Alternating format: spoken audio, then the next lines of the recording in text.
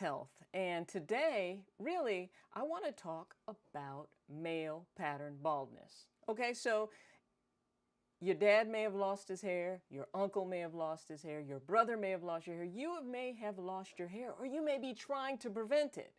What is the association between hair loss in men and the prostate? And what medication is currently one of the leading ways to help prevent it? Some of those disastrous side effects that are associated with it, and an all-natural approach to preventing the prostate from swelling, but also preventing male pattern baldness, right? Now, some of you are going to tell me, Dr. Rachel, I wish I'd have had this information earlier, but I say better late than never.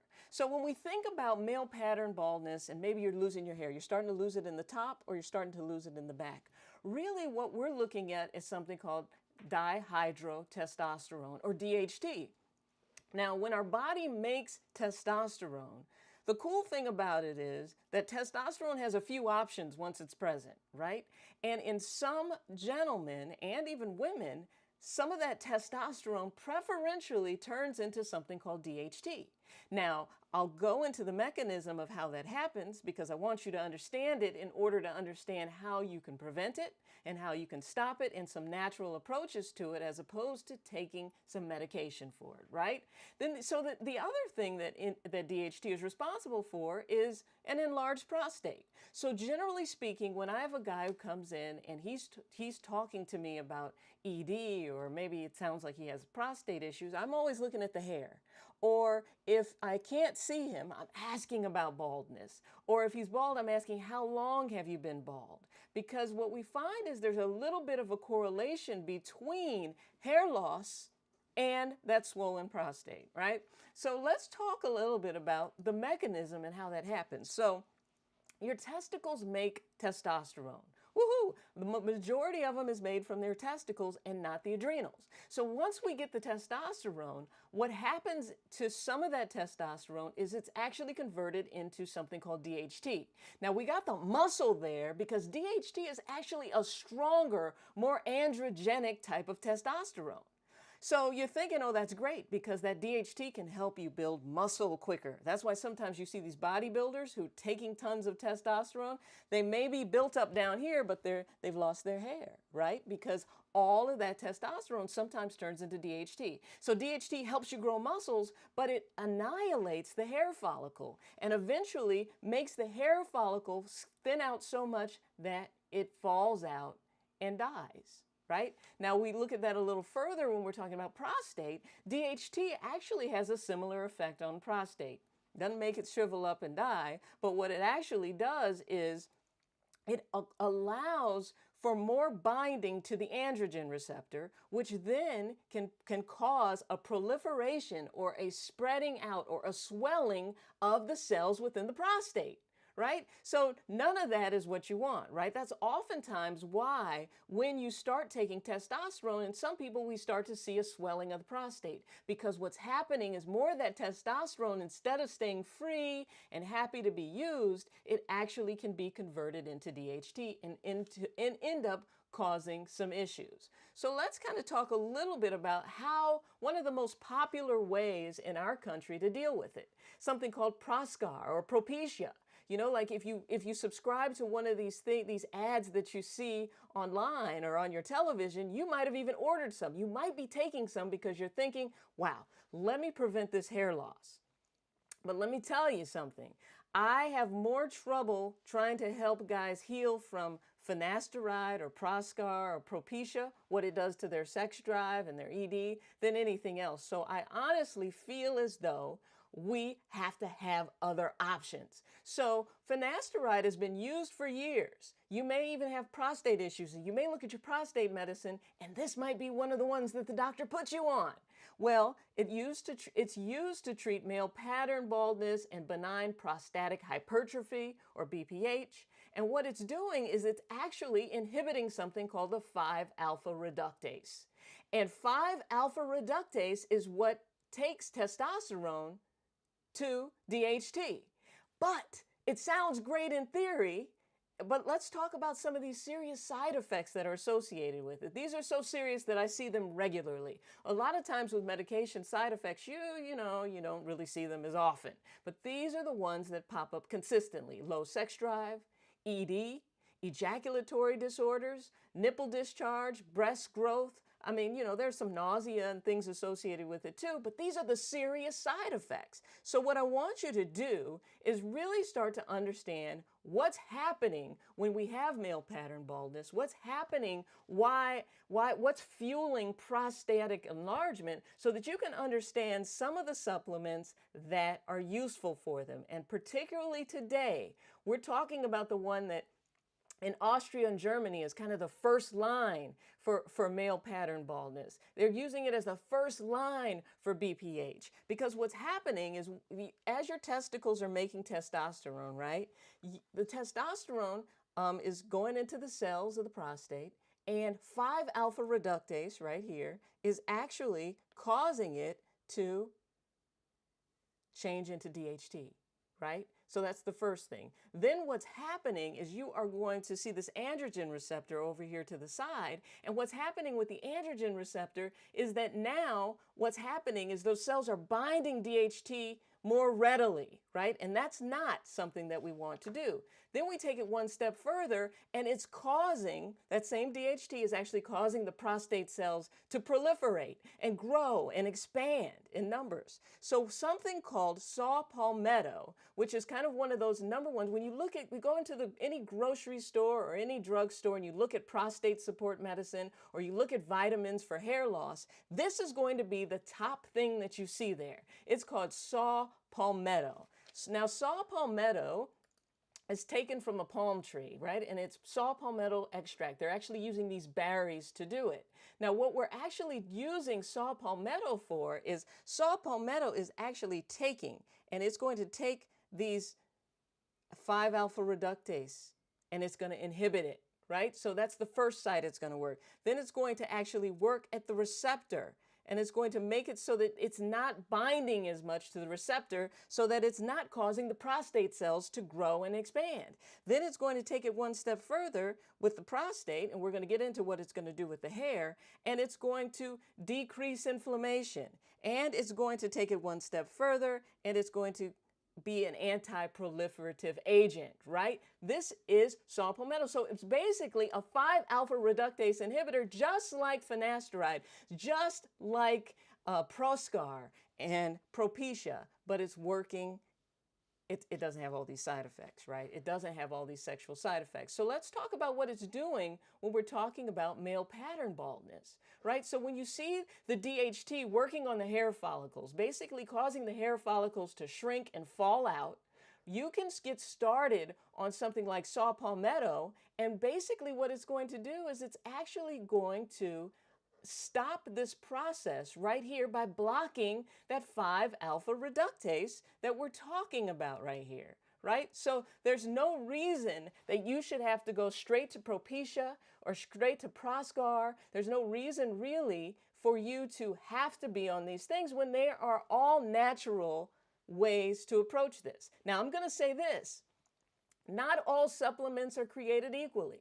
If you see it on Amazon for $10.99, it's likely not going to have the same impact as the one that your doctor might recommend to you. So there are such things as pharmaceutical grade supplements. And so what I say to each and every one of you is that if you're on these medications, these prescription medications for hair loss, for BPH, you don't necessarily have to just go cold turkey and go the herbal route, but what you can do is work with your physician to decrease the medication and by supplementing in the herbal supplements. So there's no real reason anymore for you to have to rely on Finasteride when it comes to prostate or hair loss, okay? So I'm DrRachael, and this is what we do. We help optimize men's health.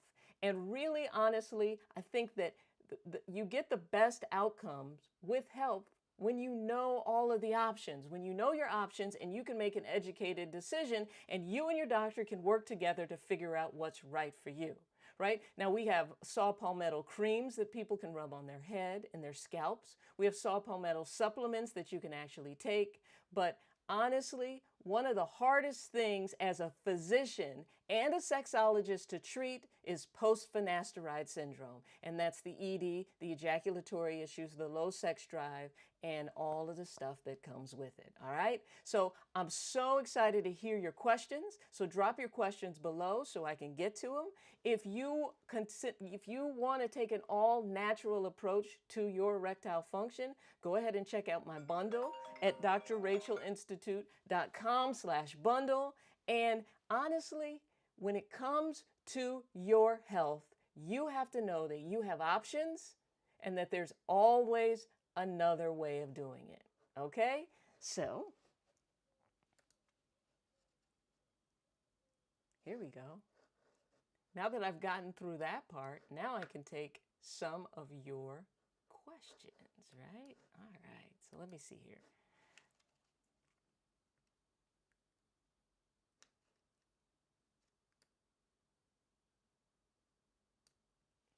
All right, David, when I do your smoothies, I always add watermelon, as it is very good for ED, and there are any important I need to add to a smoothie as I have pelvis damage. Pelvis damage. So you have had a crush injury, and so you've no doubt had neurological damage as well. So what you want to focus on, particularly when it comes to your supplements, is you want to focus on coming up with a supplement regimen that focuses not only on your deficiencies, what you are nutritionally deficient in, but also on things that are going to try to help you regenerate nerve function. When we have a crush injury, we know we're having blood flow issues, but we also know that we have neurological function that we need to improve. And generally speaking, for guys who have neurological issues, one of my go-to supplements is I usually add some ginkgo biloba.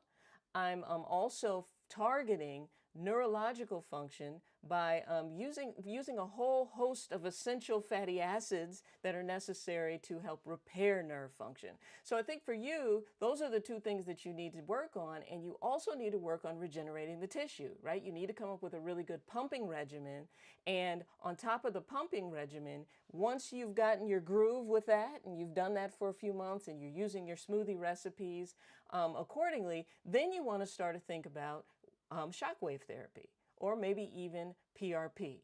All right, so when you're dealing with a major blow like a pelvis crush injury, you've got to go full speed ahead and throw a shotgun approach at it. Okay, great questions. So take saw palmetto. Now, saw palmetto, and honestly, any supplement that we talk about or any nutrient that we talk about, you never know if it's going to be right for you, right? Saw palmetto can be fantastic for one person, and the next person might take it and start itching or have an allergic reaction. So you really honestly have to figure out what is right for you. Now, generally speaking, if someone has a very enlarged prostate or is losing hair at an astronomical rate, you have supplements that come together as combinations, right? Or you can just take a pure version of the supplement.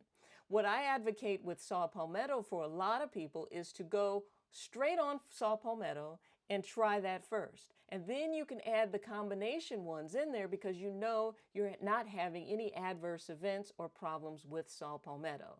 But saw palmetto, you know, when we think about prostate enlargement, men, it starts in the 40s. But by the time someone is in their 60s, 70s, and even 90s, we see over half of the population of men with an enlarged prostate. So if you can start integrating something early on that's not only going to help you have a healthier prostate, but help prevent hair loss or help you even start to grow back some of that hair, I think it's always kind of a win-win. Right? So keep that in mind. But we always have to keep in mind not everything is right for everybody, and you kind of have to try it. And these are the types of conversations you want to have with your own healthcare provider so that they can give you the pros and cons and what they think about it, but also so you can educate your healthcare provider. Because let's face it, none of us know everything. All right? So if you missed our last live, we really focused heavily on the prostate and the prostatic massage. Now, an all-natural approach to prostate care and an all-natural approach to hair loss is possible, but you really want to get out in front of it in advance. Like when you start to notice your hair thinning, that's when you really want to get into some of this. Not when it's all gone. You know, once it's all gone, we have to start thinking about a transplant at that point, or some other options. When it comes to our prostate, once you start getting up 1 or 2 times a night to urinate consistently, whether you drank a lot of water or not, that's when you want to get started in thinking about some of these. You don't want to, when you start to notice that your stream isn't as forceful as it used to be, or that your ejaculate isn't as powerful as it used to be, that's when you want to start thinking about some of these things for your prostate. I don't want you to wait until you're all the way into your 80s when you're like, well, I mean, is this going to help? Well, we've got a lot of work to do by then. So you want to start as early as you possibly can, thinking about these things and putting together a plan of care for your prostate, for your erections, for your general overall health. And for some of you, you've started using the bundle information, and the bundle is packed with information of healthy nutraceuticals and plant products that you can use in the same way that we're using Western medicine. You know, that there's not as many studies on this type of stuff because it's not patentable, and there's not a whole lot of money in it for pharmaceutical companies. But at the end of the day, we're having very similar results with less side effects. And that's ultimately the type of stuff that you really want to have. So once you hit 40 and you start to notice, hey, you know, maybe things aren't quite like they used to be, I've got to use this pill and that pill, that's ultimately the perfect time for you to start planning to have the right food in your diet, to eliminate the stuff that's a problem. Someone asked me the other day, Doc, I smoke, is this causing a problem? Hell yeah. Smoking is like battery acid for your erection and for all of the arteries and everywhere else in your body. So yes, you want to start living a lifestyle that promotes erectile function to help annihilate erectile dysfunction. Because inevitably, what happens if you let your sexual health decline over time, and this is one of the main reasons I do this, is it helps it chips away at the family structure, right? You're irritable. You feel like it's someone else's fault other than your own. You want to blame it on everything. So you decide, maybe if I try somebody new, that might be the option. That might be the way to get out of this. And so it ultimately becomes something that not only chips away at your self-esteem and your confidence, but it really chips away at the family structure. So you've got to take it seriously. You've got to see your doctor. You want to get an evaluation. You want to make sure nothing else is wrong. And then you want to change and have a lifestyle that supports erectile function so that we can avoid erectile dysfunction. And if you happen to be taking Finasteride, Proscar, Propecia, or whatever it's called in your country, I want you to start thinking about all natural alternatives and ways to kind of start weaning off of that, all right? So join me here every Thursday. We go live, and it is a pleasure to do this with you. So like this video, share this video with someone that you know that's either you've noticed they're balding, they're wearing hats a little more often than they used to, or you know, maybe it's time for them to let it go, cut the rest down because the rest is showing. Let them know that there are other ways to approach this topic and that it's nothing else to be ashamed about, all right? I'll see you later.